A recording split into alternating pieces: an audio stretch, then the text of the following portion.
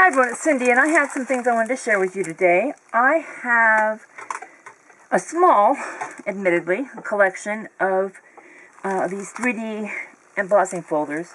I really love them. I have a few Tim Holtz ones, the kaleidoscope, I think that's botanical, and then this sheet metal one, whatever that's called, industrial maybe. And then I have a couple other ones from Sizzix, and one is cobblestone, which I quite like. These are by Courtney Chilson, and this one is, I can't read that one. Oh, Caitlin Lynch, maybe. And that's a snowflake one, which I've never used because I kind of forgot about it at Christmas time.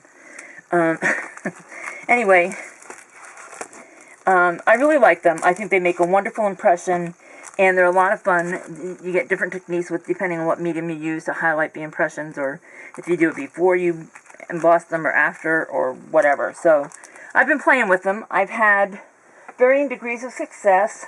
I wanted to share with you, first of all, my mediums that I was using, or the media I was using, I should properly say. And let me start with the Tim Holtz Distress Crayons. I only have the first 3 sets, so there they are. And it's really okay. I haven't pushed to get more because I also have some other water soluble media that I sort of fill in with. I have the Crayola Portfolio oil pastels, and I also have gelatos, which are a Faber-Castell product, and I have quite a few of those, a couple of different sets mixed together, plus some odds and ends I purchased when they were on sale. So between all of them, I have a good color range. There's 24 of these in the box, and I don't think I can open that side. Yeah, okay. And you know, they seem very much alike. If you make a mark just on a flat paper, white paper, you're going to think they're very much alike, but they actually react differently. And so, you know, but mixing them together, I end up with quite a good selection of color, and I'm happy with that. So let me show you what I've done. I did 3, well, first of all, let me show you the first round of stuff that I did on regular paper. I used 110-pound Michaels heavyweight cardstock, and I used some of the Michaels 60-pound cardstock. No, that's not right. I used Nina Solar White cardstock. So let me show you. This one was on Nina, and I think that was with Tim Holtz Distress Crayons. And you can see it got really muddy. And a lot has to do with what you do with it once you put the water on the page, or if you have the water on first, and then there's a lot of variables, and you just have to play and see what you like. Pretty sure I added water after this, and the color just ran, and it sort of gave me that sort of muddy, you can't see that I started out with pink, yellow, and blue. Which, this one you can see that. This was,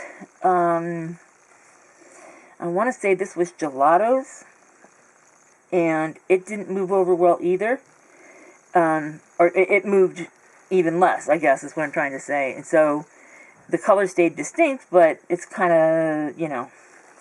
And then this one was the Portfolios, and it did okay, but again, the color sort of didn't blend like I wanted it to.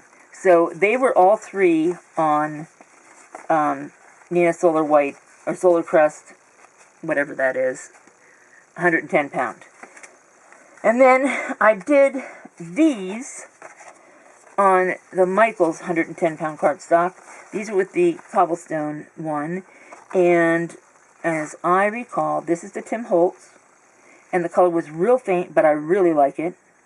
This was the Portfolios, and it was okay, except I had tried to get a soft border, and it kind of worked here, but maybe it's because it sat too long by the time I got to there, I don't know.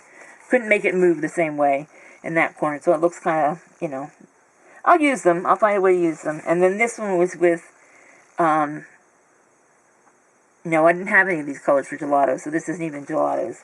This is Tim Holtz again, but it was a different way of applying the water and all that. So got the same sort of muddied result.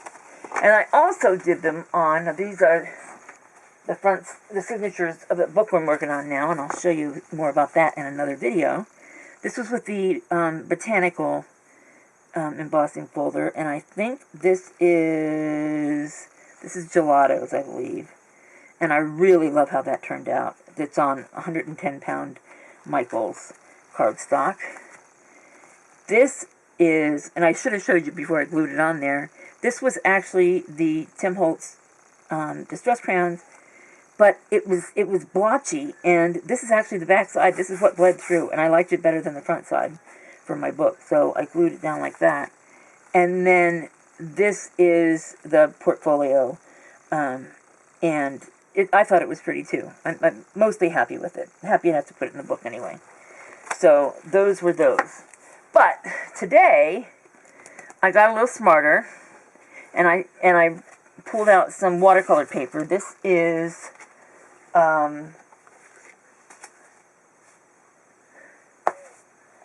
Strathmore student grade watercolor paper.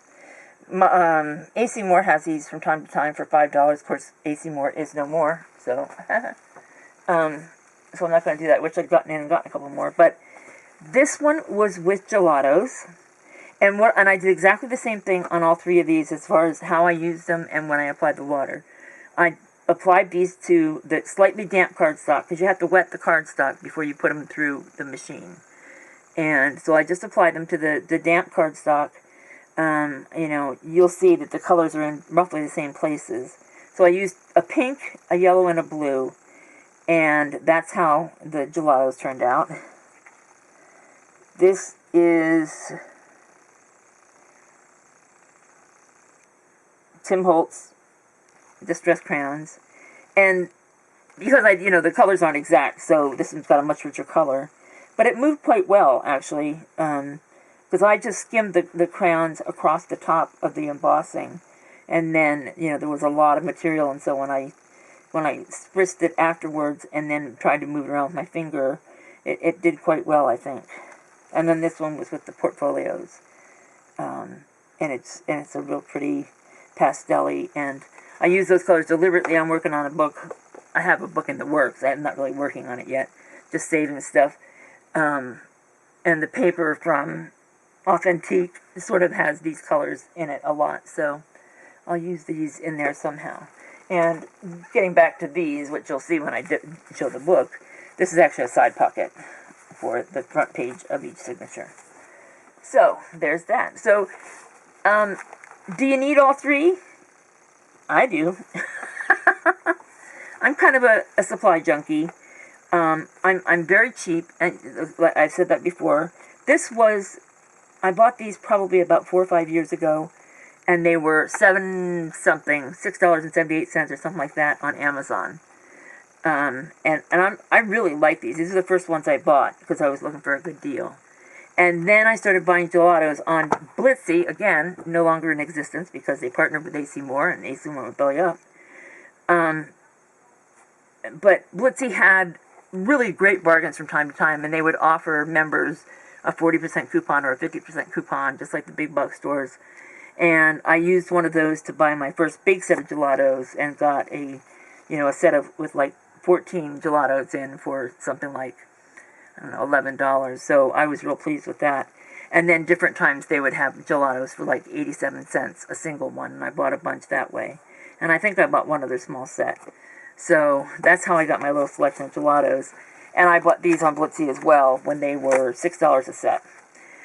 They're quite a bit more now, and that's one of the main reasons why I don't have more colors, because I can't make myself do that. So, but they do different things. Like I said, I use the portfolios in my art journal a lot. I like how the color disperses really quickly. The same with the gelatos. You get more vibrant color with the gelatos or with the portfolios than you do with gelatos. They tend to be more pastel-y when they move. And at least the colors I have. And if you want to be a little more precise and you know, just have a softly mixed color that's not, you know, sort of just disappearing into one another like these tend to do, then these are your man for that. So yeah, that's my experience with these watercolor media, these mixed media, water soluble media. I consider them watercolor media for me because they actually use water and their color, and you know, that's where I put them in my craft rooms with all the other watercolor stuff.